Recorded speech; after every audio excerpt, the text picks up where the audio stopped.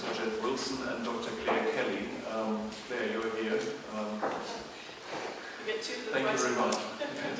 That is great. Anyway, before you start, however, I would like to express a hope, and that is this project started, as you heard from Helen, with the assumption that business as usual means no action. And I hope that in all future projects, the business as usual is at least implementation of successful policies. Anyway, there we are. We're looking forward to the theory there. Thank you.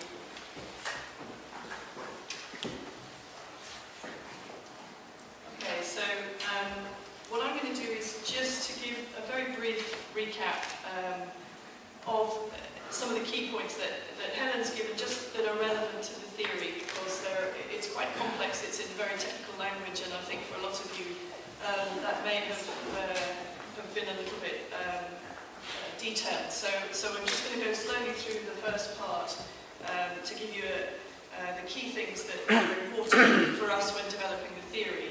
And then I'm just going to move on to talk a little bit about the theoretical framework that we've developed to help us understand how and why responses to lead, to land and ecosystem degradation and desertification are implemented, and how well they fit the actual lead problems that we find in the study sites. I'm then going to hand over to my colleague Jeff Wilson, who's going to highlight some of the key findings from the theory of responses and some of those implications from a theory perspective for policy. And Jeff's going to use some examples from one of our Italian study sites just to illustrate and provide some context. And then I understand that there is a discussion session at the end, so there will be an opportunity for discussion. And as Professor Kramer said, Jeff and I are around, so if you want to talk to us, to ask questions or anything during the course of the conference, then please do come and talk to us. So the Ledger approach basically, as Eleni has said, recognises that there's this really dynamic relationship between lead problems, their geographic, socio-environmental and institutional contexts, and how we respond to them. And this Ledger approach, the Ledger project, recognises that that's dynamic as well, and that it's non-linear. It doesn't go in a straight line. So if we want to understand how people respond to lead, we need to understand who does what, when, where, but most crucially, we need to understand why. So we understand lead issues and responses as being part of a very complex adaptive system, or a CAS, shortened to CAS. So in this project, we've actually explored lead issues in 3 different land themes, because they're different in terms of the complex systems and the way they work. They're different agricultural modes of production, if you like: cropland, grazing land, and forests or shrublands. We've also carried out research at 2 different spatial levels, because we're looking at the socio-ecological system, so we're looking at the ecosystem level, but we're also looking at the community level. And that's because we're not only interested on the current set of responses and the current set of lead issues, but also on how and why those issues and how and why those responses to lead have actually emerged, where they come from, why they happen that way, in that particular place. So in order to do that, we need to look back through a specified time frame. And for most of our study sites, that's been around about 50 years. So we've looked back to past history to see how the lead problems and how the responses, the things people do to respond to lead, how those have emerged and evolved and how they've come about. But it's also more than that, because we also want to understand how the study sites and their communities can better respond to lead in the future. As Maria talked about, it's also about solutions. So we want to understand how we make communities, how we make ecosystems better able to withstand lead, and that's about resilience, the idea of resilience. So we surmise that if socio-ecological systems and communities have the right tools, the right resources, the right capacity and the right skills, i.e. that they are resilient, sorry, I should have moved that on, then we'll be better able to understand how to respond effectively to lead issues. So as I said, we use the complex adaptive systems approach to understand the responses to lead in the context of the whole socio-ecological system. This is a little part of the diagram that Helen just showed just now. It's, if you like, a schematic representation of a complex adaptive system. In this case, it might represent the study site, for example. So So it shows lead issues in the purple box at the bottom, lead problems. And in the blue box in the centre, you can see the responses. That's what people do in order to respond to lead problems. On the right-hand side of the diagram, we've got the human system, which is made up of two main types of capitals. So we've got economic capital and social capital. For economic capital, we mean things like financial and physical resources which support production. So in a cropland system, that might be, for example, a farmer has a tractor, he has a crop sprayer. Those are resources, capital, which enable him to do his job. The financial resources would be the finances that enable him to buy the tractor. So those are the kind of economic the economic capital aspects. Social capital includes things like human resources, skills, knowledge, as well as the trust and the networks and some of the cultural things that people do that drive the way people do things. So cultural ideologies. If you like, ideologies could be seen as the kind of lattice of ideas that hold societies together and which underpin the way people do things. On the left of the diagram, natural capital, that's related to the biophysical things such as climate, soil, water, vegetation. And the arrows in between the boxes represent the relationships and the linkages between these different parts of the system. And for Ledger, those are crucial. So the Ledger theory of responses is actually about the relationships amongst those biophysical and human components of the system. So the relationship amongst the various capitals. And there are two main types of relationships.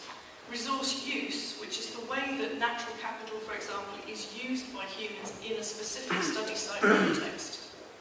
And then resource impacts, and that's the impacts, the wider impacts of the resource use, not only on the biophysical system, when you use soil to grow your crops, but also on the human system. What impact does that have on a much wider system? So hence we've got the human and the biophysical systems linked not only to each other, but they're also linked to the lead problems and to the responses to lead as well, because it's all bound up together. So clearly you can see that a change in one part of the system has impacts for the other linked parts of the system. So that's what we're trying to do in LEDRA, is to understand and recognise that lead issues are actually created in very complicated and non-linear ways. And in systems which are actually themselves made up of lots of different components which are all operating at different speeds, in different geographical scales, at different ways, and over different periods of time as well. Okay, so where does resilience come into all of this? Well, the success of responses to land degradation issues in meeting the goals actually depends on how well they fit the problem that they're trying to solve. This is the fit of responses that we talk about in LEDRA. And how well adapted they are as well to the specific biophysical and social conditions in which they're actually implemented. So if a response is going to fit, then it needs to support and enhance a particular set of properties that the system has, which we refer to as lower level properties. But they're things like the diversity of the system, the flexibility of the actors within it, the connectedness between networks, and the resourcefulness and the potential that's available in that system to be able to change. And all of those things, those lower level properties, enable a socio-ecological system, an ecosystem, to be able to cope with change. So it's important to bear in mind also that resilience isn't necessarily about returning to a pre-existing state after a disturbance or a stressor. It's actually about responding also to opportunities that arise as a result of change. So we've also framed the analysis in LEDRA of responses. We've framed the analysis through understanding the contribution that responses make to the adaptability and the transformability of the system. So when we evaluate the human responses to lead, about what people do in response to lead problems, we've used these two different spatial scales. We've used one that approximates to the regional level, which is referred to as socio-ecological resilience. And we've also looked very much at the community level, which we call community resilience. Because we've chosen these scales because we want to understand not only what happens at the level of the ecosystem, but we need to understand why people do the things that they do. And to do that, the best way is to look at the local level, to understand what people do on the ground in their communities and why. So in Ledra, the overarching criteria for evaluating how fit responses are, how well they fit the job they're trying to do, is centred on their ability to contribute to and to conserve the socio-ecological and the community resilience of the system. Okay, that's the end of me, so I'm now going to hand over to Jeff, who's going to give you some examples. Thank you, Claire, and welcome, Jeff. Thanks a lot, Claire. So I think we've already heard quite a lot about the framework of Ledra. Claire and Helen talked already about the theory and how we've developed the theory. So I want to take you to a level maybe where we can understand better some of the processes that are affecting land degradation, especially at the community level, which is the basic level of analysis in Ledra, and how communities have actually responded to that. And I just want to highlight some of the key findings based on the theory of responses after 4 years of research on Ledra. And I want to split it based on the framework that Claire has highlighted, first of all by looking at economic and structural factors, and we refer here to an important concept of lock-ins, and this is quite important to understand, and maybe we can talk a bit more about that in the discussions this afternoon, that systems are locked into specific pathways out of which it is very difficult for these systems to escape. And here, if you think about communities that are affected by land degradation, they can be locked in for historical reasons, for structural reasons, for political reasons, into very specific pathways where change is quite difficult. So there's several key processes and trends that emerge based, for example, on economic and structural lock-ins in our Ledra case study communities. And some of the key ones include out-migration of young people. So across all the 24 communities we looked at in Ledra, this was one of the key issues. And of course, we need to understand these processes to understand how communities can respond to land degradation. And I'll talk about the implications of policy in a second. Limited access to funding is another pattern that emerged very clearly in all the communities when we're looking at China, Morocco, Italy, Greece, etc. Weak markets for community-based products. Again, this is something that is affecting the communities and has direct implications for land degradation and how communities can address land degradation issues. Infrastructure lock-ins, that's pretty straightforward. Remote communities, often not very accessible, less opportunities for tourism, for example, emerging out of that. And again, the feedback loop with regard to weak economic processes. And also quite interesting in the last 5-6 years, the impact of the post-2008 economic recession, which has hit communities that we analysed particularly hard. Claire emphasised that social capital is one of the important components of the theory of responses we've looked at. So social and political lock-ins were particularly interesting for us to investigate, and arguably also quite difficult to investigate in some cases. So here we're talking about trust, corruption, power structures. We can't openly talk about corruption a lot, but of course, in many of the answers of our respondents, corruption emerges as one of the key issues within communities, which is hindering how communities can respond to land degradation. Learning and knowledge about land degradation features very strongly. Stakeholder interactions, so we're trying to understand how individual stakeholder groups within communities interact with each other or not. Interactions with policymakers, and this is what this conference is also about. I mean, that there's often a lack of communication between communities affected by land degradation and the higher levels of governance. Something that interests me particularly in my research is the notion of social memory and the importance of traditions and rights in all of this. And you can see this can also be a very important lock-in that certain communities, stakeholder groups such as farmers, may be locked into specific traditions, which may be very beneficial for addressing land degradation, but in some cases may also hinder land degradation and deviation.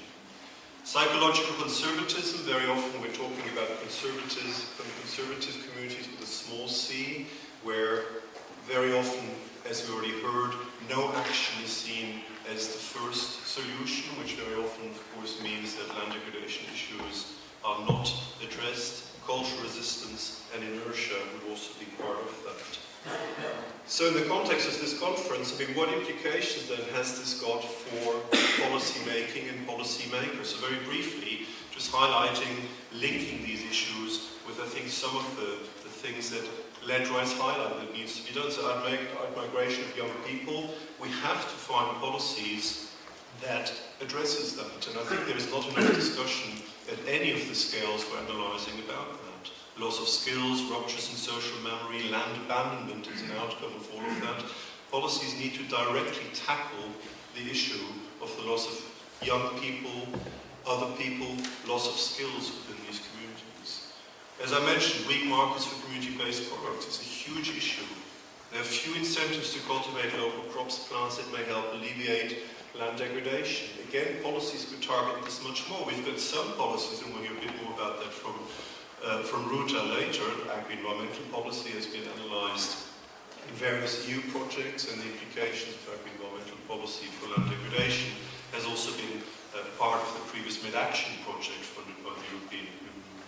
And then infrastructure lock-ins, lack of funds from tourism emerging out of these fairly weak infrastructural setups for the communities, limited community budgets to address lots of poverty issues associated with lack of income from non-agricultural sources comes into that. Lack of trust, corruption, weak or opaque power structures within communities, they're all hindering how communities can address land degradation. Lack of community social capital to communally address lead. Weak learning and weak processes of passing on knowledge about land degradation. I mean, effectively combating land degradation is about passing on knowledge about successful attempts to tackle land degradation. The loss of skills is a very important problem in all the communities that we have analysed. Weak stakeholder interactions across communities, so not just within communities, but across communities within a region. Learning from best practice, for example, is quite weak. Lack of cooperation to address regional-led issues, so the scalar issues are particularly important in this. Weak interaction with policymakers. Again, this is something we should talk about today, that many of our respondents highlighted that they feel policymakers are not listening to them, that they don't understand the problems of degradation at the community level. Distrust in decision makers, very apparent. Poor implementation of policies on the ground. Policies exist, but they may not be implemented successfully at the ground level.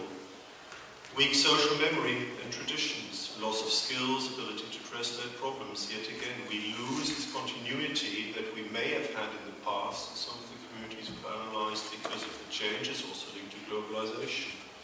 And then this very important issue of psychological conservatism, cultural resistance, inertia, lack of willingness to implement innovative methods and policies. So also at community level we find a lot of resistance towards change and innovation, because people are scared, they don't want to change their lifestyles, although it is gradually leading to a worsening condition. So very briefly, just one example from one of our case study communities where we got very rich empirical material thanks to our Italian team around Jenny Quaranta. 4 communities we looked at in the Alento, one of the key LEDRA study sites. The bottom figure, especially the black areas, shows that areas affected by landslides and severe land degradation. These are areas that for a long time have been affected by severe land degradation issues, partly linked in the past to overcultivation, but also many other issues. Quite remote communities, mountainous communities, and these are the types of communities that we engaged with directly within LEDRA. Methodologies, we'll talk about this also later, but you will recognize some people in this room on this picture here.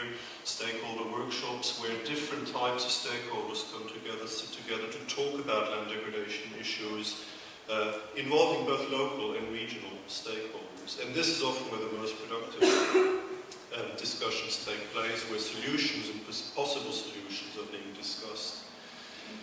We just produced this for publication based on our LEDRA findings from the Alento communities. It looks complex, but it's actually quite a simple figure which shows these 2 blocks of capitals that I've just discussed, economic and structural issues, social and political issues. And for each of these, the arrows show where, in our opinion, resilience of the communities has been increased has stayed broadly the same. The horizontal arrow has decreased with the arrow pointing downwards. And you can see yourselves that it's quite a mixed picture with regard to economic and structural lock-ins, issues such as access to funding, which I've highlighted, usually negative. Poverty certainly is a big factor, which we haven't talked a lot about in Ledra, and I think linked to other EU projects, that is a very important factor to consider. Migration, I've highlighted. And of course, issues such as land abandonment, the collapsing of terraces, at times hundreds of years old, and of course there is not enough person power left in many of the communities to maintain these, or indeed the will or the need to maintain these. If you lose half of your population community, land becomes abandoned. In some cases, it can be an advantage. In other cases, it may not. So land abandonment is quite an interesting one because it's both an outcome of land degradation issues as well as a driver for land degradation. It can lead to recovery of vegetation, which can be positive, but may also lead to further worsening of the situation. And infrastructural lock-ins, of course, I mean, this is a picture that Gianni sent us of some of the roads in the Alento, and it highlights that something's clearly not right in these areas. There's not enough money being provided to maintain the roads, the governance structures with regard to maintaining access to the communities is not working, and this is affecting the communities in very many ways. In terms of the social lock-ins, I won't go into much detail because it's quite theoretical, the discussion, but again you can highlight, you can see that certain patterns and processes are helping the communities. I mean, one thing that stood out in the Alento region was the establishment of a cooperative that brought people together, that taught young people skills about how to sustainably manage the land, especially with regard to olive groves and olive tree management. But in many cases, I'm afraid that our assessment is fairly negative. I mean, that most of the communities we looked at are losing resilience with regard to addressing land degradation issues. And this is a very worrying pattern. It should certainly worry the policymakers, because it also highlights that the policies, the few policies that are directly or indirectly addressing land degradation are in many cases not working. So I think, as was mentioned by Maria at the beginning, Ledra can be used, the results such as these, to actually highlight where there is a breakdown, or partial breakdown at least, with regard to the effectiveness of policies. So I think we can use these to some extent as a basis for the discussion later on, and also this afternoon. And just to end with a little picture of a community in China, which is not part of one of our case study communities, but highlighting the level and the scale of investigation within. And I believe there are questions at the end.